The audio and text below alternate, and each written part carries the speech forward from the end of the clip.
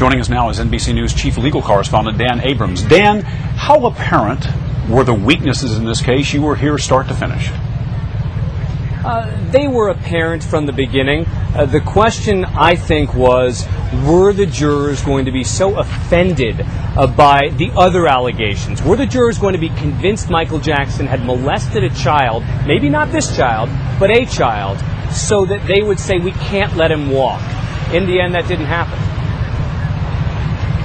Was this a case of missteps by the prosecution or an inherently weak case, or did the defense carry the day with its very effective cross-examinations?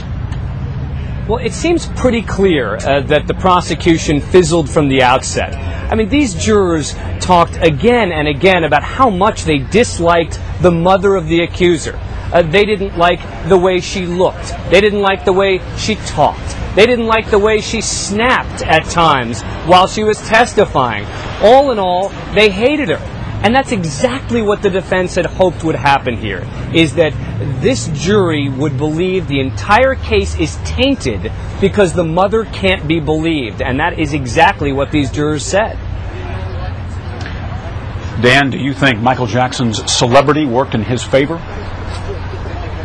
I don't think that this was all about celebrity.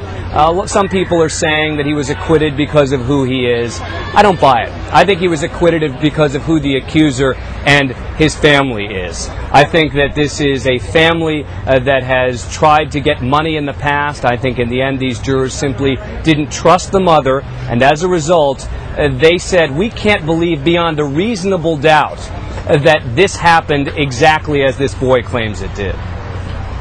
So ultimately it came down to credibility. Dan Abrams, thanks for joining us. All right, Stone.